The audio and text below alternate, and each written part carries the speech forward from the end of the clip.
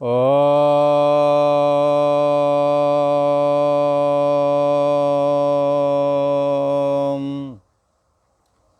ओम गुरु ब्रह्मा गुरु विष्णु गुरुदेव महेश्वरा गुरु साक्षात् परम ब्रह्म तस्मै श्री गुरवे नमः। योगेश्वर श्री कृष्ण भगवान की जय। ऐं सरस्वत्यै नमः। प्रसंग चल रहा है ये क्षेत्र और क्षेत्रज्ञ का, और ये 13वें नंबर का अध्याय है, अध्याय संख्या 13।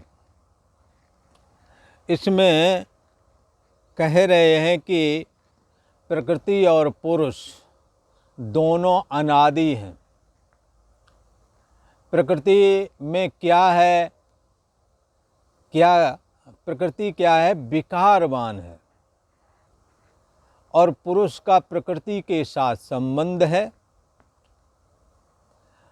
तो जैसा संग करे वैसा रंग चढ़े, ये सिद्धांत है। प्रकृति के साथ क्षेत्रज्ञ रूप जीवात्मा का संग हो गया, लिहाजा प्रकृति के जितने भी गुण दोष हैं वो सारे के सारे क्षेत्रज्ञ रूप जीवात्मा में आ गए हैं। ये 21वां अध्याय 13वें का है, जिसमें ये बात क्लियर की जा रही है। पुरुषा प्रकृतिस्थो हि,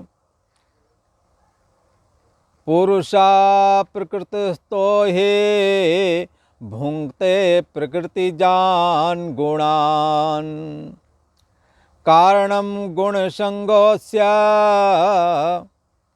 सदसद्यो निजन्मसु। तो ये 21वां अध्याय है, ये इस बात को क्लियर करता है। पहले तो भगवान श्री कृष्ण ने कहा, क्षेत्र और क्षेत्रज्ञ का निरूपण किया, क्षेत्र विकारवान बताया, और क्षेत्रज्ञ भी जब मन इंद्रिय बुद्धि आदि से आसक्ति पूर्वक जुड़ा रहता है तो क्षेत्रज्ञ जीवात्मा यद्यपि निर्दोष है तो भी उसमें शरीर के दोष, मन के दोष, सुख दुख और बुद्धि के दोष, कर्ता भोक्तापना आ जाते हैं। यदि यही क्षेत्रज्ञ जीवात्मा शरीर से आसक्ति त्याग दे, शरीर से असंग हो जावे, और शरीर के साथ ही मन और बुद्धि से भी असंग हो जावे, तो जीवो ब्रह्मैव, तो ये जीव ही ब्रह्म बन जाता है। इसके दोषों की निवृत्ति हो जाती है। किसी ने कहा कि परम ब्रह्म परमात्मा निर्दोष और सम है, उसमें ये दोष कैसे आ गए?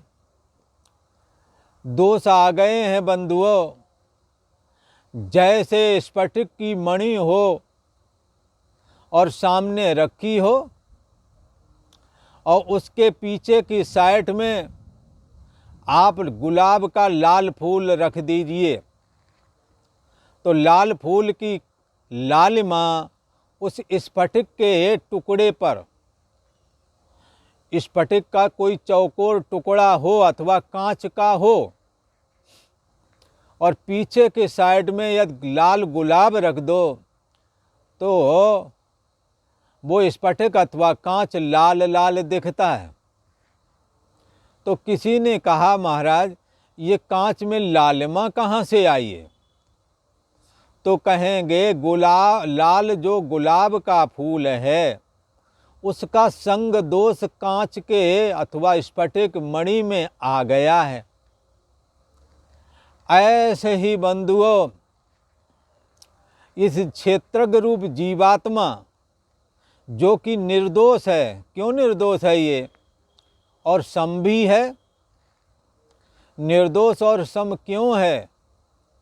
यदि ऐसा कोई कहे तो उसके लिए कहते हैं कि ये परम ब्रह्म परमात्मा निर्दोष और सम है, उसी का ये प्रतिबिंब है, उसी का ये आभास है। तो प्रतिबिंब अथवा आभास कैसा होना चाहिए?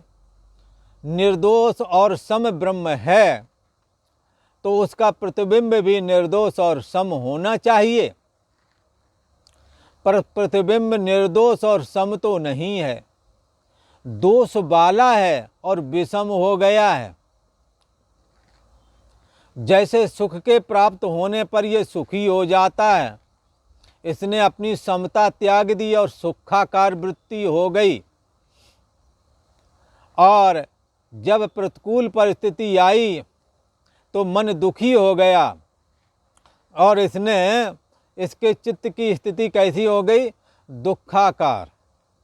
ये दुखाकार जो चित्त की स्थिति है, ये उसकी सम स्थिति तो नहीं हुई, ये भी सम स्थिति से इतर स्थिति है चित्त की, और सुखाकार भी चित्त की सम स्थिति से इतर स्थिति है। इसलिए सुख और दुख में शास्त्र कहता है कि तुम्हें साधक को चाहिए कि वो सम हो जावे। क्यों सम हो जावे? क्योंकि ब्रह्म निर्दोष और सम है। जैसे उदाहरण के लिए आपका गर्दन ऊपर वाला मुख है, जब आप दर्पण में देखते हैं तो दर्पण वाला मुख आपकी तरफ देखता हुआ नजर आता है, जबकि गर्दन वाला मुख सामने की ओर देख रहा होता है। तो अब ये दर्पण वाला मुख विषम हो गया। जिधर की ओर गर्दन ऊपर मुख देख रहा है, उधर की ओर ही उसे भी देखना चाहिए था, पर वो देख रहा है ठीक चेहरे के सामने की ओर। तो ये सब क्या है? जैसे निर्दोष आपके गर्दन ऊपर वाले चेहरे में दर्पण के संपर्क से दोष आ गया है, और दर्पण के हिलने से ये हिलता भी है, जबकि गर्दन ऊपर वाला मुख हिलता नहीं है। ऐसे ही परम ब्रह्म परमात्मा निर्दोष और सम है, इसका प्रतिबिंब भी, इसका आभास भी निर्दोष और सम है। पर दुर्भाग्य से मन में प्रतिबिंबित होने वाला ये क्षेत्रज्ञ जीवात्मा रूप ब्रह्म का प्रतिबिंब मन के धर्मों को अपने में ओढ़ लेता है। मन के धर्म इसमें आ जाते हैं। कैसे? जैसे कांच के पीछे रखा हुआ लाल गुलाब का फूल कांच को लाल लाल करके दिखा देता है, यद्यपि उसमें लालिमा नहीं है। गुलाब लाल जो फूल है लाल गुलाब का, उसको हटा दीजिए, कांच निर्दोष निकल आएगा, साफ सुथरा। पर गुलाब के रहते ये बात समझ में नहीं आती। पर बंधुओं, ये गुलाब के रखे रहने पर और लालिमा दिखते रहने पर भी कांच निर्दोष है, साफ है। ये रहस्य विचार के द्वारा पता लगता है। गुलाब कांच में लालिमा प्रवेश नहीं करा पाता। ऐसे ही बंधुओं, ये अंतर्यामी आत्मा का, परम ब्रह्म परमात्मा का जो ये प्रतिबिंब मन पर पड़ता है, जिसको भगवान श्री कृष्ण ने कहा क्षेत्रज्ञम चापि माम विद्धि सर्व क्षेत्रेषु भारत। संपूर्ण शरीर रूप क्षेत्रों में जो क्षेत्रज्ञ रूप जीवात्मा है उसे मुझे जानो। तो आप तो निर्दोष और सम हो भगवान। आप संपूर्ण शरीर रूप क्षेत्रों में के अंदर में जो मन है, उस मन में जीवात्मा रूप होकर के प्रतिबिंबित हुए हो। तो आपको निर्दोष और सम होना चाहिए था, पर आप दोष वाले और विषम कैसे हो गए हो? ऐसा यदि भगवान से पूछें तो भगवान कहते हैं कि जन्मना अस्ति वृद्धि वृद्धि विपरिणाम अपक्षय और मृत्यु, ये 6 विकार शरीर के हैं। अंतर्यामी आत्मा में ये विकार नहीं हैं और उसका आभास प्रतिबिंबित होता जो जीवात्मा है उसमें भी ये नहीं है। पर संयोग हो जाने से, संबंध हो जाने से, जब जीवात्मा का और शरीर का संबंध बनता है तो शरीर के धर्म मन में दिखने लगते हैं। शरीर वृद्ध हुआ तो कहते क्या कि मैं वृद्ध हो गया हूँ, शरीर वृद्ध हो गया है, ऐसा कम कहते हैं।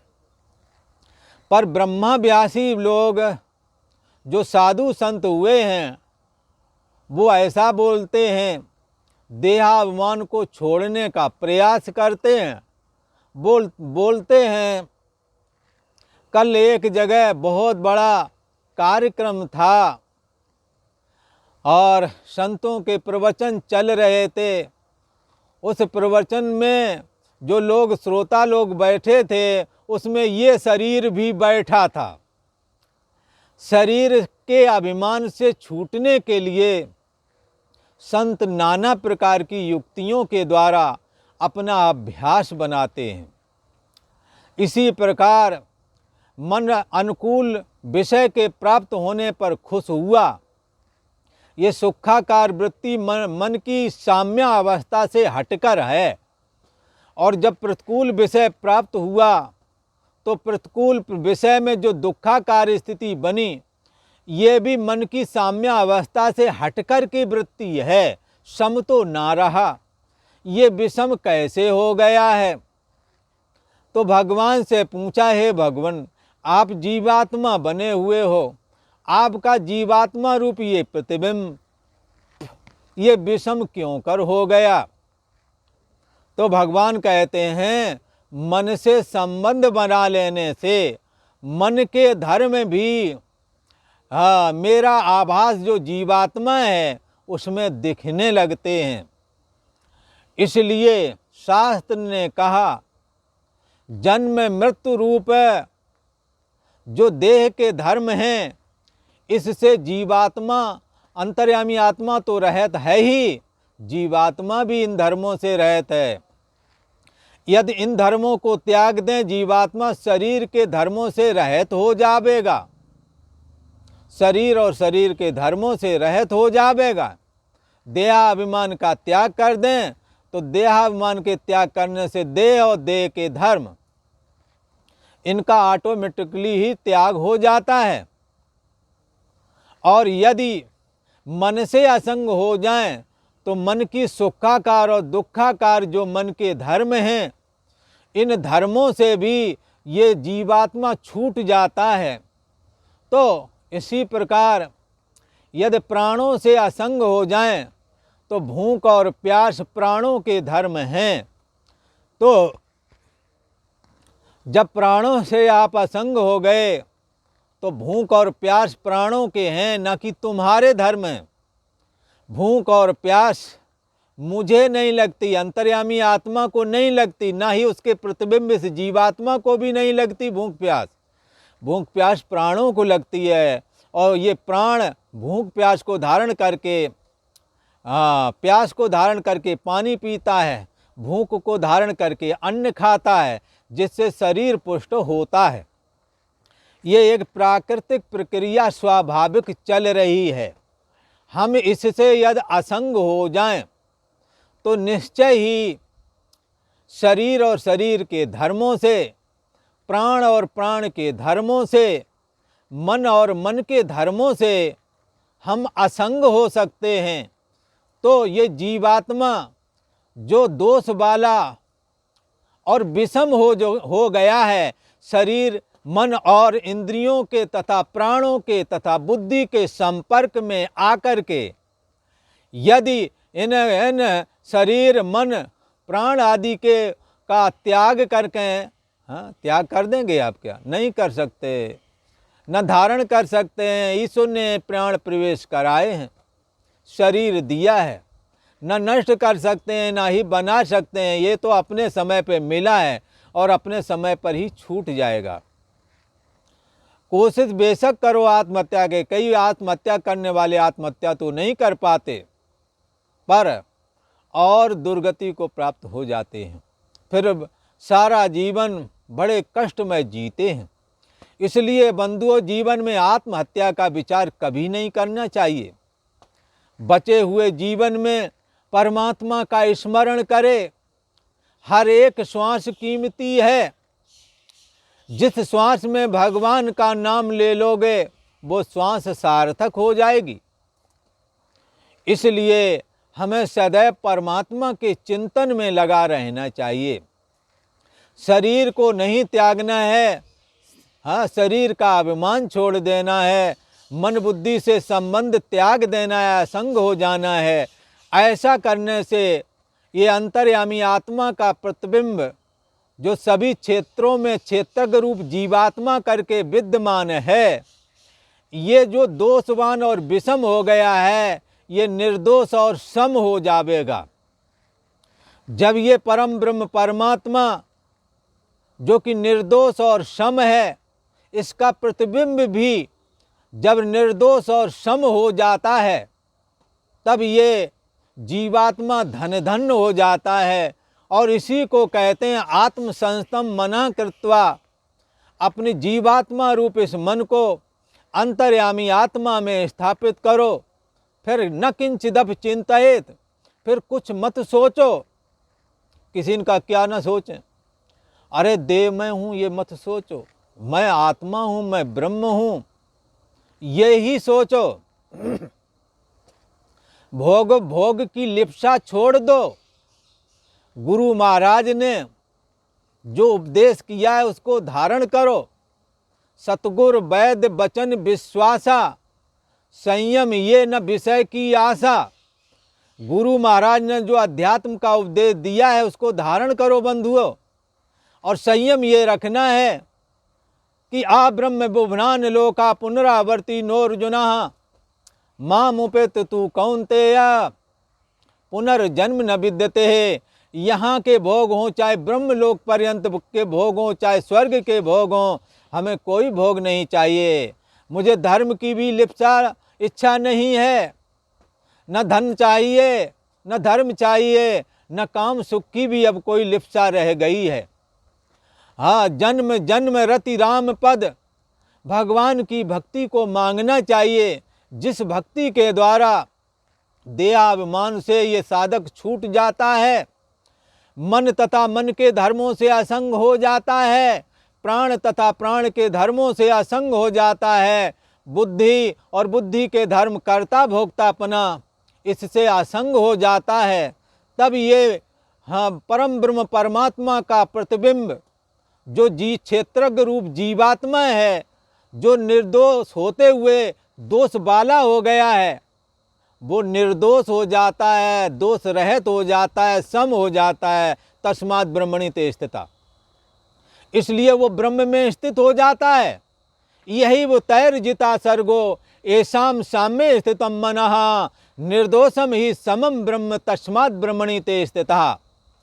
ये परम ब्रह्म निर्दोष और सम है। जिन्होंने अपने क्षेत्रज्ञ रूप जीवात्मा को अर्थात मन को निर्दोष और सम बना लिया है, वो उसने जीते जिए सारे संसार को जीत लिया है। तस्मात् ब्रह्मणि ते स्थिता, इसलिए वो परम ब्रह्म परमात्मा में स्थित हो जाते हैं। ऐसा कहा ये ये परम ब्रह्म परमात्मा जिसको यहाँ गीता में पुरुष शब्द करके कहा गया है और माया को यहाँ प्रकृति शब्द करके कहा गया है।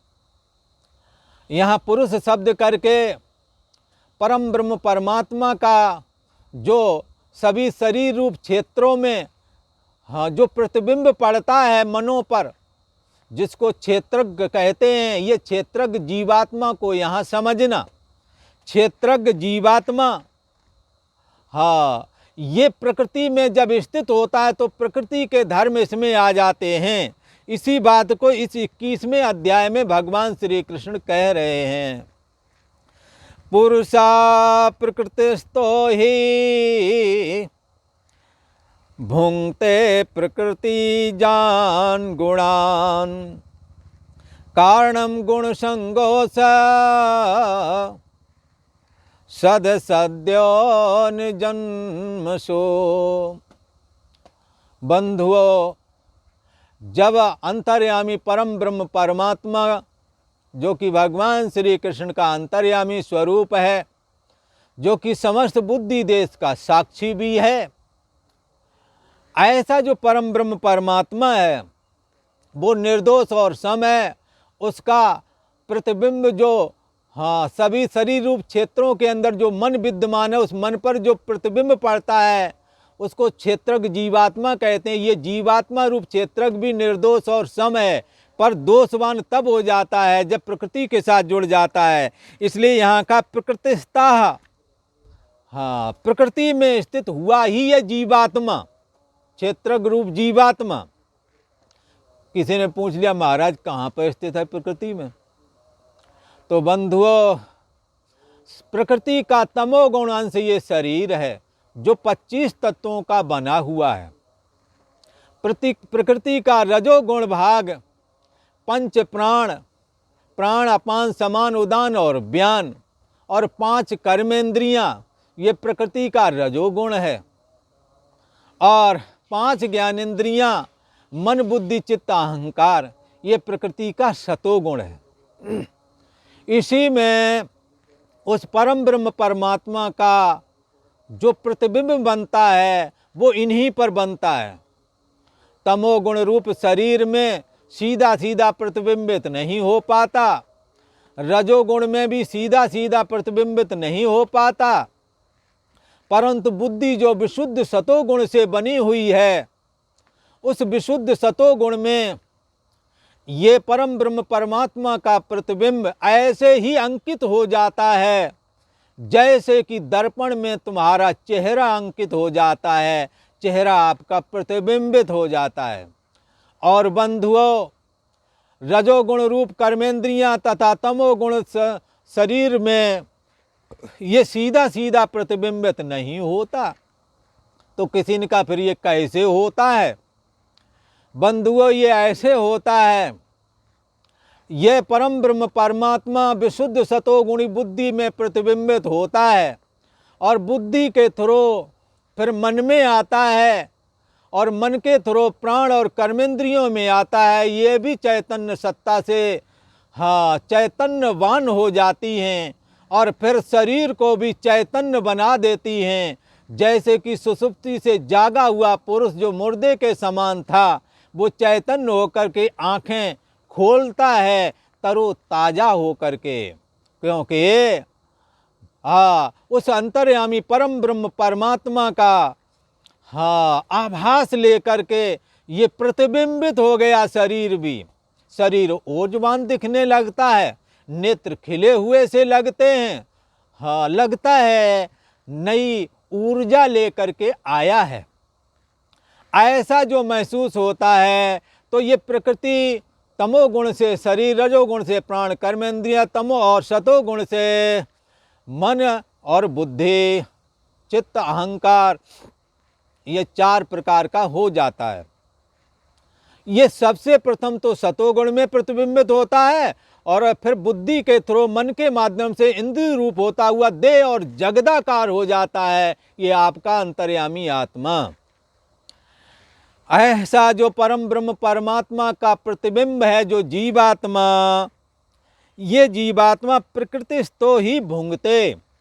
जब ये प्रकृति में ही स्थित होता है तभी ये भोक्ता बनता है। यदि प्रकृति में ये स्थित ना हो तो भोक्ता नहीं बनता। ये देख लो आप। जब आप बुद्धि से असंग हो जाओगे, मन के धर्मों से असंग हो जाओगे, तो मन का सुखी दुखीपना आपका ना होवेगा। जब बुद्धि से असंग हो जाओगे तो बुद्धि का कर्ता भोक्तापना तुम्हारा ना रह जाएगा। यदि प्राणों से असंग हो जाओगे तो प्राणों की भूख प्यास आपकी ना रह जाएगी। यदि आप शरीर के से असंग हो जाओगे और देहाभिमान का त्याग कर दोगे तो बंधुओं जन्म मृत्यु तुम्हारा न रहेगा, ये शरीर का ही रहेगा। इसलिए देहाभिमाने गलते विज्ञापते परमात्मनि यत्र यत्र मनो याति तत्र तत्र समाधया। इसलिए बंधुओं, जब ये जीवात्मा रूप क्षेत्रज्ञ या क्षेत्रज्ञ रूप जीवात्मा, हाँ, यहाँ पर जो पुरुष शब्द करके कहा गया है, ये जीवात्मा रूप पुरुष है। जब बुद्धि से असंग नहीं हो पाता बल्कि बुद्धि से जुड़ जाता तो बुद्धि के थ्रू इसका स्तर और गिर जाता है, मनोमय कोश में पहुंच जाता है, और फिर उसका स्तर और गिरता है, प्राणमय कोश में पहुंच जाता है, फिर इसका स्तर और गिरता है तो अन्नमय अर्थात देह और जगदाकार हो जाता है। सारी सृष्टि आपसे प्रकट होती है, आप में स्थित, आप में लीन होती है। आपका मन जब खड़ा हुआ तब सृष्टि दिखी, आपका मन लीन हुआ तो सृष्टि लीन हो गई। ये बड़े रहस्य की बात है। यद्यपि जिन्होंने इस प्रक्रिया को, इस वेदों के रहस्य को, उपनिषदों के रहस्य को नहीं जाना, उन्हें तो ये बात कुछ अजीब लगेगी, पर बंधुओं ये है बात सही। चाहे आज मानो, चाहे अनेक जन्म धारण करके मानो। जैसे हमारे सनातन ग्रंथों ने कहा भूगोल, भू माने पृथ्वी, गोल है, हमारे यहाँ तो भूगोल पढ़ाया जाता है, पर किन्हीं किन्हीं ने कहा चपटी है। पर बंधुओं, जब विज्ञान विकसित हुआ तो हम सनातनियों की ये, हाँ, जो पृथ्वी गोल है जिसको हम भूगोल करके पढ़ते हैं, वो गोल ही निकली। श्रद्धा करो, शास्त्र पर विश्वास करो। बंधुओं, ये बात सत्य है कि सारी सृष्टि आपसे उदय होती है, आप में स्थित, आप में लीन हो जाती है। आपका मन ना खड़ा होता तो आप देह और जगत को कैसे जानते? आपका मन लीन हो गया, देह और जगत लीन हो गया, कहाँ दिख रहा था बताओ? इसलिए किसी विद्वान ने कहा, दार्शनिक ने कहा कि मय्येव सकलम जातम मयि सर्वम प्रतिष्ठितम मयि सर्वम लयम याति, हाँ, तद अद्वयम ब्रह्म अहम अस्ति। मेरे से सारी सृष्टि उदय होती है हमारे मन के खड़े होने पर, और हमारा मन लीन हो जाता है तो देह और जगत लीन हो जाते हैं। जब मन खड़ा होता है, सुबह सुबह जब जागते हैं तो देह और जगत एक साथ बन जाते हैं, और जैसे ही हमारा शाम के समय जब सोते हैं मन लीन होता है तो देह और जगत लीन हो जाते हैं। मुझ में ये जगत स्थित है, मेरे से उत्पन्न हुआ, मेरे में लीन हो गया। और यतो वा इमान भूतानि जायन्ते येन जातानि जीवन्ति यत् प्रियन्ति अविषम विशन्ति तद ब्रह्म तद विजिज्ञासस्व तपसा ब्रह्म विजिज्ञासस्व। जिससे ये सृष्टि उदय होती है, जिसमें स्थित है, जिसमें लीन हो जाती है, उसी का नाम तो ब्रह्म है। बंधुओं, आपका मन अंतर्यामी आत्मा से आता है, अंतर्यामी आत्मा में लीन हो जाता है। ये आत्मा ही तो परमात्मा है, यही तो भगवान श्री कृष्ण का अंतर्यामी रूप है, इसी का प्रतिबिंब है जो यहाँ प्रकृति पुरुष शब्द करके कहा गया है। ये जीवात्मा, ये पुरुष रूप जीवात्मा जब प्रकृति में स्थित होता है तब ये प्रकृति के धर्मों को अपने में मान लेता है। जन्म और मरण होता तो शरीर का है, पर ये कहता मैं जन्मा हूँ, मैं मर गया। सुखी और दुखी तो मन होता है, पर मन के धर्मों को मैं सुखी हूँ, मैं दुखी हूँ ऐसा करके मान लेता है। सुख का भोक्ता और दुख का भोक्ता बन जाता है। और जब बुद्धि से जुड़ता है तो मैंने किया मैं भोगूंगा, अर्थात कि अपने किए हुए का भोक्ता बनता है। ये भोक्तापन कब बनता है? जब प्रकृति से जुड़ता है। स्मरण करो प्रकृति क्या है।